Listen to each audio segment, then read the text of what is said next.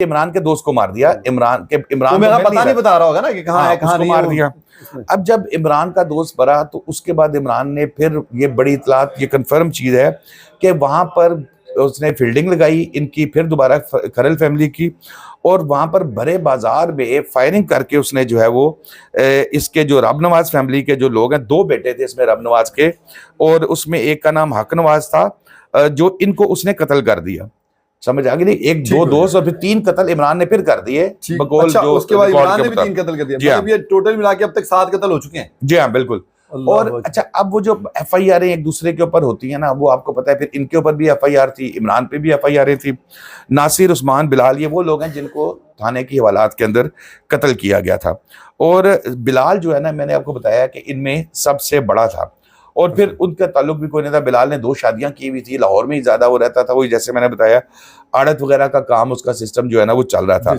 और फिर वो जाता था, कुछ दिन रहता था और वापस आ जाता था। वैसे ज्यादातर वो अपने गांव शाव नहीं जाता था, क्योंकि ये तीनों भाई जो है ना, इनमें से जो एक सबसे छोटा 18 साल का है, वो इस लड़ाई झगड़े के, खानदानी दुश्मनी के, वो इसको रखना ही नहीं चाहते थे।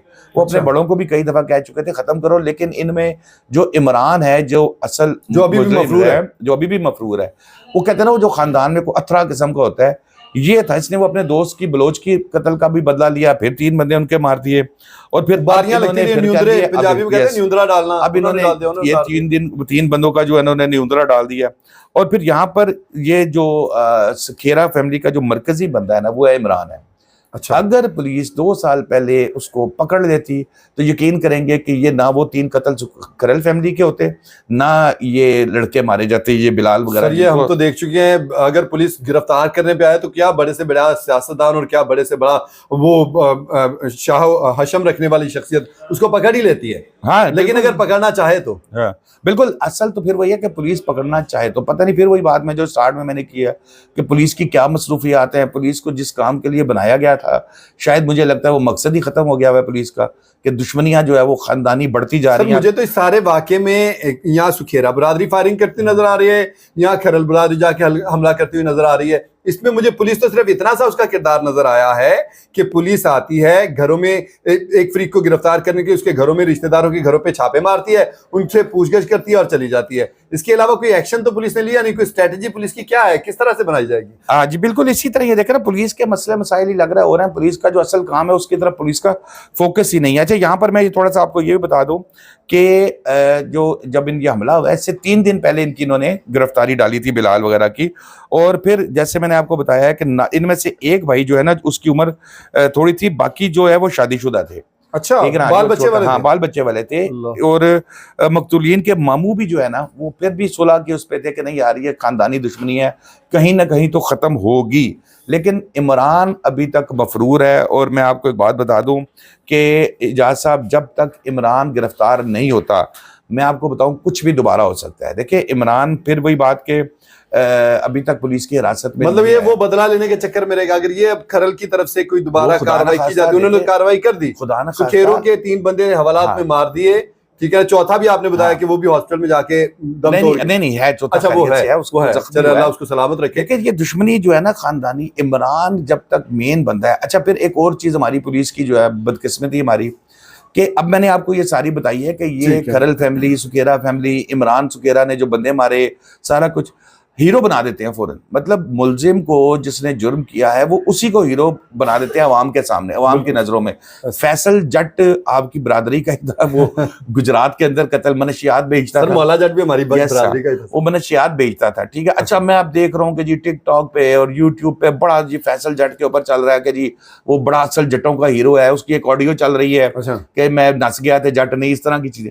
यार, ये हमारी पुलिस खुद जो है ना, वो असल विलन को हीरो बना देती है। अब मैं आपको बात कर रहा हूँ कि जो अब हमारी पुलिस के लिए बड़ा ये सवालिया निशान है, इमरान ताहाल मफरूर है, वो बाहर आता है, वो दुश्मन तो ग्रुप जो खरल फैमिली को तो नुकसान पहुंचाएगा ही पहुंचाएगा, जो पुलिस वाले हैं बीच में। देखिए, ये क्या आपको लगता है कि ये पुलिस वालों को बिल्कुल इसके बारे में इल्म नहीं था? मेरा इंक्वायरी होगी तो पता लगेगा कि हो सकता है कोई बीच में से पुलिस वालों ने उनको सब दियो कि भाई वो हम यहाँ पर लेके आ रहे हैं, यहाँ तुम ज्यादा आसानी से कर सकते हो। बहुत सी चीजें हैं, अभी इंक्वायरी होगी तो फिर पता लगेगी। लेकिन सर, अब सारी पिक्चर क्लियर हो गई, कि इनकी दुश्मनी थी खरलों की और सुखेरों की, आपस में एक दूसरे पे अटैक कर रहे हैं। अब यहाँ पे एक बड़ा सवाल आता है, जहां से मैंने इस बातचीत का, इस प्रोग्राम का आगाज किया था, कि हैरत अंगेज बात यह है कि थाने के अंदर आके हवालात में और जेर हिरासत अफराद को, जिनके ऊपर जिस्मानी रिमांड पर जिनको रखा गया था, उनके ऊपर फायरिंग की गई और मुलजमान फिर वहां से आराम से टहलते हुए चले भी। मैं एक तंजनी लफ्ज इस्तेमाल कर रहा हूं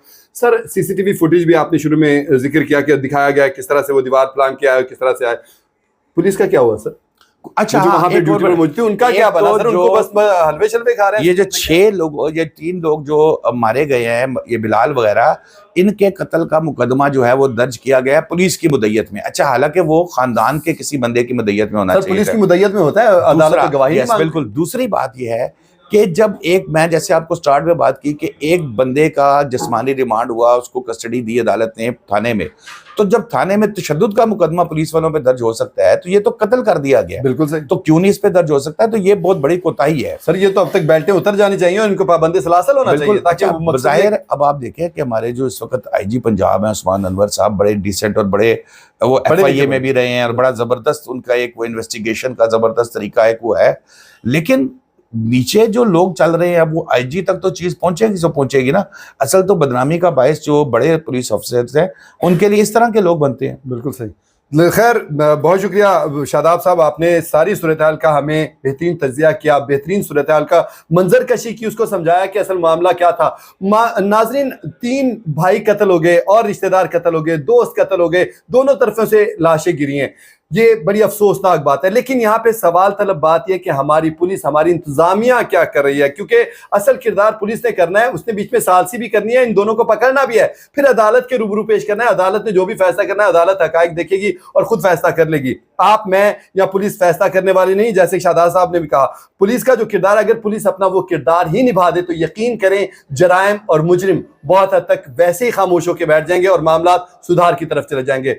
शादाब रियाज साहब को इजाजत दीजिए। अस्सलाम वालेकुम, अल्लाह निगहबान।